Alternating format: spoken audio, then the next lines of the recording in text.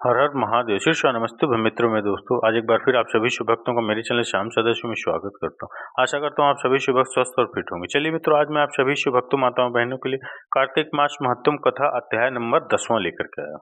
10वां अध्याय आप सभी माताओं बहनों के लिए लेकर के आए, तो आप मन से वचन से अवश्य क्रमबद्ध तरीके से इन कथाओं को श्रवण करिए, क्योंकि इन कथाओं को श्रवण मात्र करने से ही आपके पूरे कार्तिक मास के स्नान का फल प्राप्त होता है और आपकी सभी प्रकार की समस्याएं अवश्य श्री हरिनारायण पूर्ण करते हैं और आपको अपने श्री धाम, अपने श्री चरणों में स्थान देते हैं और वैकुंठ धाम में आपका निवास होता है। तो चलिए मित्रों, जानते और समझते हैं, कथा की तरफ चलते हैं। कथा सुनने से पहले अगर आप सभी शुभ भक्त मेरे चैनल पहली बार आए हो तो इस चैनल को जरूर सब्सक्राइब करिएगा और वीडियो को अंत तक अवश्य सुनिएगा मित्रों, देखिएगा, क्योंकि अंत तक देखेंगे तभी आपको कथा का पूरा महत्व ज्ञान होगा और प्रभु का अनादर भी नहीं होगा, क्योंकि अधूरे में आप छोड़ेंगे तो कहीं ना कहीं उनका अपमान या अनादर होगा। इसलिए आप अंत तक उनकी कथा अवश्य श्रवण करिए और पूरी करिए। जितने भी अध्याय हैं सभी अध्याय श्रवण करिए। ज़्यादा टाइम नहीं, आपका 10 मिनट 5 मिनट का टाइम निकाल कर प्रतिदिन श्रवण करिए। इसके श्रवण करने से बड़ा पुण्य फल प्राप्त होता है। तो चलिए मित्रों, माताओं बहनों, शुरू करते हैं कथा। राजा पृथु बोले, हे ऋषि श्रेष्ठ नारद जी, आपको प्रणाम है। कृपया अब यह बताने की कृपा कीजिए कि जब भगवान शंकर ने अपने मस्तक के तेज को क्षीर सागर में डाला तो उस समय क्या हुआ। नारद जी बोले, हे राजन, जब भगवान शंकर ने अपना वह तेज क्षीर सागर में डाला दिया तो उस समय वह शीघ्र ही बालक होकर सागर के संगम पर बैठकर संसार को भय देने वाला रुदन करने लगा। उसके रुदन से संपूर्ण जगत व्याकुल हो उठा, लोकपाल भी व्याकुल हो गए, चराचर चलायमान हो गया। शंकर सुवन के रुदन से संपूर्ण ब्रह्मांड व्याकुल हो गया। यह देखकर सभी देवता और ऋषि मुनि व्याकुल होकर ब्रह्मा जी की शरण में गए और उन्हें प्रणाम कर उनकी स्तुति करने लगे। उन सभी ने ब्रह्मा जी से कहा, हे पितामह, यह लोग बहुत ही विकट परिस्थिति उत्पन्न हो गई है। हे महायोगिन, इनको नष्ट कीजिए। देवताओं के मुख से इस प्रकार सुनकर ब्रह्मा जी सत्य लोक से उतरकर उस बालक को देखने के लिए सागर तट पर आए। सागर ने ब्रह्मा जी को आता देखकर उन्हें प्रणाम किया और बालक को उठाकर उनकी गोद में दे दिया। आश्चर्यचकित होते हुए ब्रह्मा जी ने पूछा, हे सागर, यह बालक किसका है? शीघ्रता पूर्वक कहो।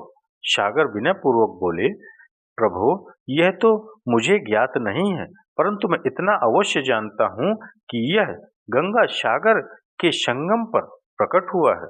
इसलिए हे जगत गुरु, आप इस बालक का जात कर्म आदि संस्कार करके इसका जातक फल बतलाइए।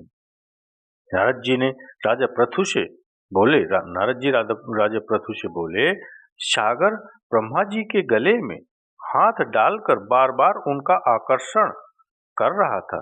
फिर तो उनके ब्रह्मा जी का गला इतनी जोर से पकड़ा कि उससे पीड़ित होकर ब्रह्मा जी की आंखों से अश्रु टपकने लगे। ब्रह्मा जी ने अपने दोनों हाथों का जोर लगाकर किसी प्रकार सागर से अपना गला छुड़वाया और सागर से कहा, हे सागर, सुनो, मैं तुम्हारे इस पुत्र का जातक फल कहता हूँ।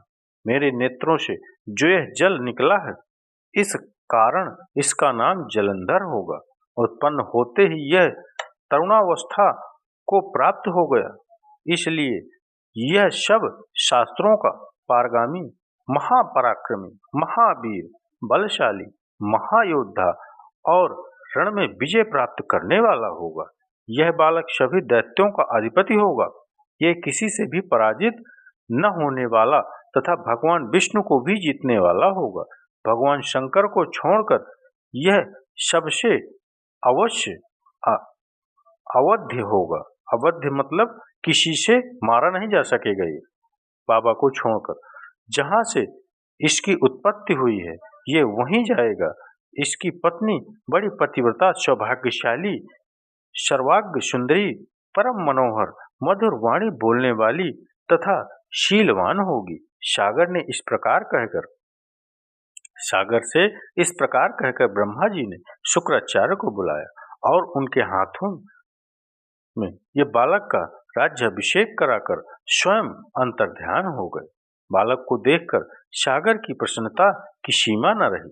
वह हर्षित मन से घर आ गया। फिर सागर ने उस बालक का लालन पालन कर उसे पुष्ट किया। फिर काल नेमी नामक असुर को बुलाकर वृंदा नामक कन्या से विधि पूर्वक उसका विवाह करा दिया। उस विवाह में बहुत बड़ा उत्सव हुआ। श्री शुक्राचार्य के प्रभाव से पत्नी सहित जलंधर दैत्यों का राजा हो गया। बोलिए श्री हरि नारायण की जय।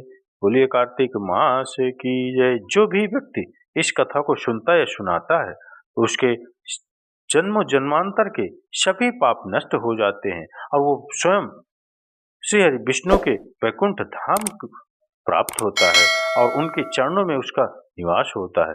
चलिए मित्रों, माताओं बहनों, अगर आपने इस कथा को मन से क्रम वचन से सुना है तो आपका भी कल्याण अवश्य होगा और आप श्री हरि विष्णु के अनन्य भक्तों में से एक होंगे। तो चलिए मित्रों, माताओं बहनों, अगर ये कथा आपको अच्छी लगी हो तो मेरे श्री हरि विष्णु जी के लिए एक लाइक और कमेंट्स में आप अवश्य हाजिरी लगाएंगे। उनके किसी भी रूप के नाम से आप हाजिरी लगाएंगे और उनको प्रणाम करेंगे। तो चलिए मित्रों, माताओं बहनों, अगर ये वीडियो अच्छा लगा हो तो एक लाइक कमेंट्स अवश्य करेंगे और ज़्यादा से ज़्यादा शेयर भी करेंगे। तो मिलते हैं अगले वीडियो अगले उपाय में अगले अध्याय के साथ। तब तक के लिए विदा लेते हैं। हर हर महादेव। शेष नमस्तुभ्यं मित्रों में दोस्तों।